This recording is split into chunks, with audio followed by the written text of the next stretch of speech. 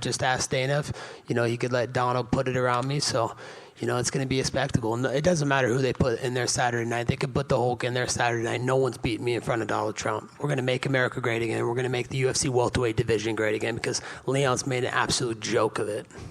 And Colby, to your right over here. For so long, really the only thing between you and the title was Kamaru. And since you guys parted, he's been on a skid. He's lost 3 in a row.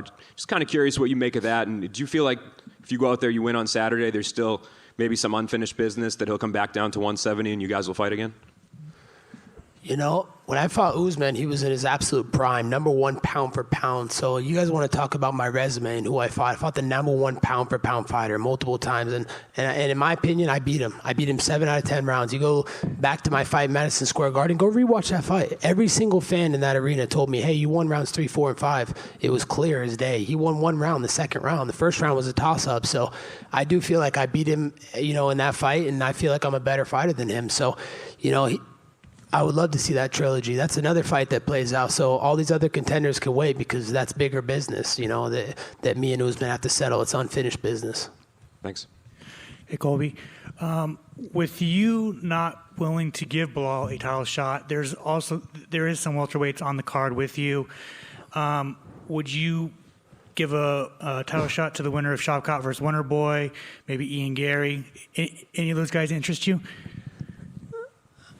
Who said I'm not willing? I'm willing to do whatever the UFC wants to do, and I don't make the calls around here. Last time I checked, Leon tried to call the shots and say, oh, Colby's not fighting for the title. No chance. No way Colby's fighting for the title. Where are we here today?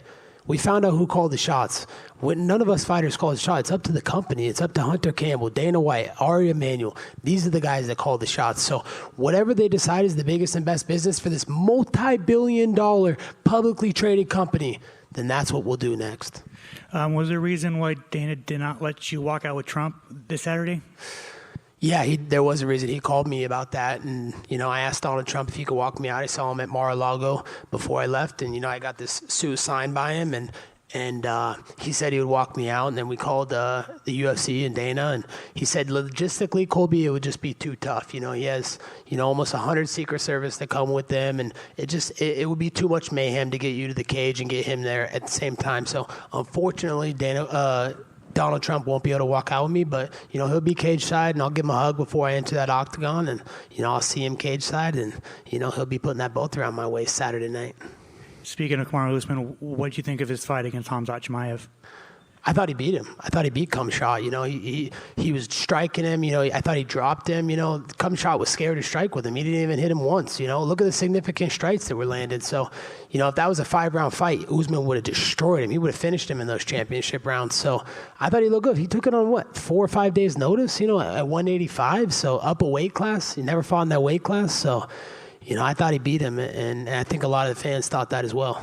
And finally for me, a little earlier this week, you called Sean Strickland an excuse of a human being. What's up with that?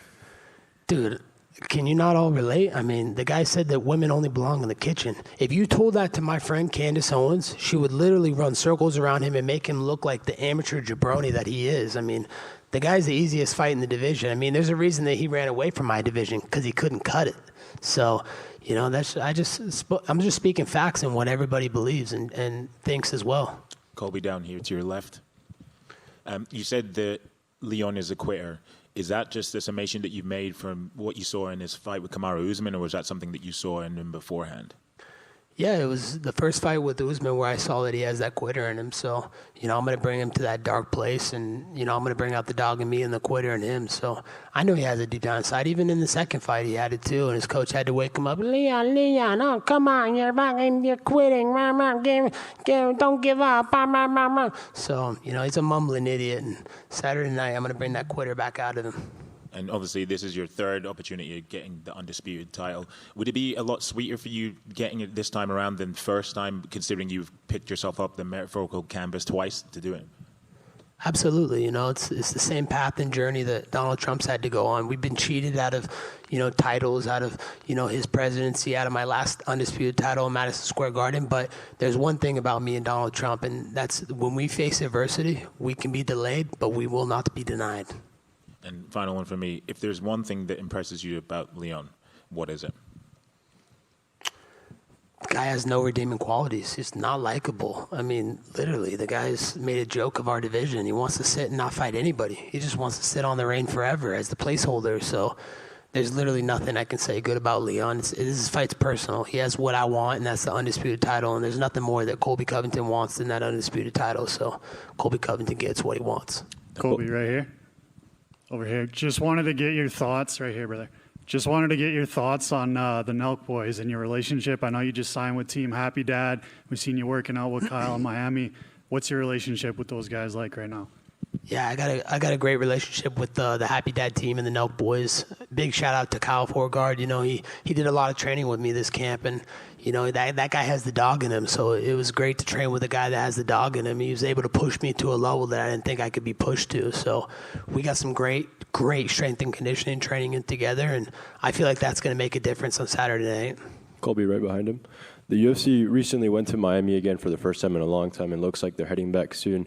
Now that Miami is back on the travel schedule, is that one of your bucket list items before you call it a career? Absolutely. Everybody knows I'm the king of Miami. I run those streets. I train in the heart of Miami, in Hialeah, Miami. So, you know, no one's more Miami than me. You know, I've been there for 15 years now. So, you know, I love representing the 305. You know, I put them on my back every time I go into fight. Everybody knows I love my South Beach Mamacitas. They're the ones that give me the best cardio for my fights, you know, the bedroom cardio. That's why I'm the cardio king. So, yeah, I would love to fight and headline in Miami. I mean, who knows? Maybe I come and show up and fight in March. You know, I think that's a good turnaround time. So, you know, hopefully they'll let me headline that March Miami show. Or if not, you know, maybe we can come back in the summer or before year's end. I asked Dana earlier in one of the contender conferences about potentially having UFC 305 out in Miami. Is that something you'd like to do? Oh man, that would be so incredible. I love the sound of that. I think that's a great storyline, and no better way than Miami's son, Colby Covington. So I'd love to do that. That'd be a dream come true, and you know, it'd bring the best out of me, fighting him in my backyard and getting to sleep in my own bed. It'd be so amazing. You know, I wouldn't turn down a home day like Leon would. And last one for me, obviously, you and Kamaru Usman have had one of the most historic and heated rivalries in the UFC, but he's showing you a lot of respect going into this fight week. I mean, what do you make of all that respect he's been giving you? Yeah, it was definitely surprising. It caught me off guard. You know, I really don't know what to make of it. I haven't really processed it fully, but, you know, I can tell you one thing is that he's spent 10 rounds in that octagon with me, and he knows what I'm capable of. He knows the dog that's inside of me. So, you know, he's only speaking truth and facts, and shout out to Marty. Thank you. Colby, hey, I'm here. Shavkat Rakhmonov said that he will bring the belt to Kazakhstan next year. Will you be ready to face him if you become a new champion? Whoever the UFC deems necessary, that's who I want to fight. You know, if it's Shit Rat, if it's Islam, if it's fucking Sean Strickland. The one thing's for sure, I'm going to make welterweight division great again. I'm here to stay, and if these guys want to fight me, they're going to have to come to my division. So, you know, like I said before, it's a publicly traded company, multi-billion-dollar company. I love this company so much, changed my life. So I want to do the biggest and best business for the company. So whatever Hunter, Dana, and Ari decide, I'm up for it, dude. I never said no to a fight. I've said yes to every single fight in my career. Never pulled out of one fight either. Will you be ready to fight more often if you become a champion? Of course. I've wanted to be more often and more active. You know, this is because other people have been turning down fights. I mean, Khamzat Chimaev ran away from me. He was scared of my shadow. So, of course, he had to go up to an easy weight division. Everybody knows 170 is the premier division. It's the toughest division in the UFC. So, this is what most people in this earth walk around at, about 170 pounds. So, you know, of course, you know, Khamzat was scared to fight, and then there were some other people that were scared to fight, and, you know, now we're here. All I can do is fight who they put in front of me. I can't go out there and fight some prelim guy because then they defraud the investors and they're going to get sued. So, you know, anytime, anywhere, anyone. That's Colby Chaos Covington's moniker. Right here, Colby. Leon said ahead of this fight that he just doesn't want to fight you or when he wants to retire you. What's your response to that? Wow, it's the first time he opened his mouth this whole time. He was scared to fight me. I mean, he got forced to fight me, so he didn't want to fight me. He knows deep down inside what's going to happen on Saturday night and what Colby's coming after him. So what I have to say to that is he's definitely not going to retire me. I just signed a new contract with the UFC. I'm going to be a lifetime fighter, and I'm not going anywhere anytime soon. I'm physically and mentally in my prime, and the best is yet to come from Colby Chaos Covington. You said you want to make the welterweight division great again. Is there any thoughts about going up and making the middleweight division great once again? How can I make, I could probably make them both great at the same time, but, my focus is on welterweight. I want to make this division great again. I want to solidify myself as an all-time great and the greatest welterweight of all time, so I have a lot of work to do in welterweight, and luckily I'm young and 35 years young and in my prime and mentally and physically, so, I got a lot of work to do, and I want to clear out this division first before I go out to middleweight, so anybody who wants to fight, super fight or not, you're going to have to come to welterweight. Last one from me. You paraded the suit that you're wearing there before you came on with us. What's the backstory to it? Yeah, so the backstory is, it's a Make America Great Again suit. I got Donald Trump to sign it, so this suit is worth a pretty penny now. And then I got Trump's mugshot, his unlawful, indictment. What a joke, I can't believe they're using the justice system against us. Do you guys realize how corrupt this system is right now? Like they're weaponizing the judicial system, the DOJ. I mean, it's political persecution. They're scared of him. They know he's the greatest threat to the he's the greatest threat to the swamp. And, he stands for democracy, and they don't like that. There's a bunch of communist people running this country right now, and we need to get them out. Our borders are wide open. Inflation is higher than it's ever been. I mean, our streets are burning, and we're sending money to Ukraine? For what? What about America? What happened to America first? That's what Donald Trump stands for, is America first. So right now it's America last. We need to make America great again. 2024 is our last stand. If Donald Trump doesn't get back in office, this country is done. Colby over here. Colby, I am curious, what did Donald Trump say when he saw his mugshot on your jacket? He loved it. He was like, man, that's creative. I love it. That's amazing. Then he gave me some advice on the fight, and then he just said, hey, man, I'm going to be in the arena Saturday night. Don't feel the pressure. Right? When I come, it creates a lot of pressure. He's the most famous person on planet Earth. There's no one more famous than Donald Trump. So he just said to just relax, be calm, and do what I do best, win championships, fight, and have fun, and, we'll hang out and enjoy Mar-a-Lago afterwards. Going back to one of the previous questions, being a double champion is one of those things that seems to be very popular these days. Can I ask, what is it about welterweight? Do you just feel you perform best there? Because I'd imagine you go on a long win streak, that temptation has to be big.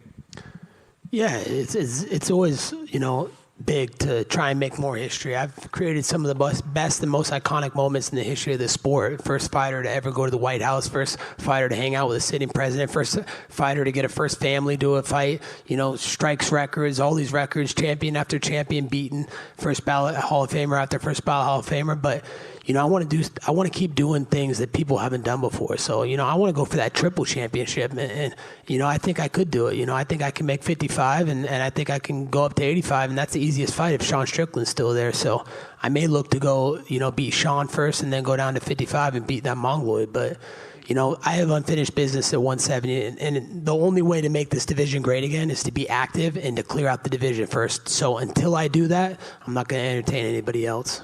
Thank you.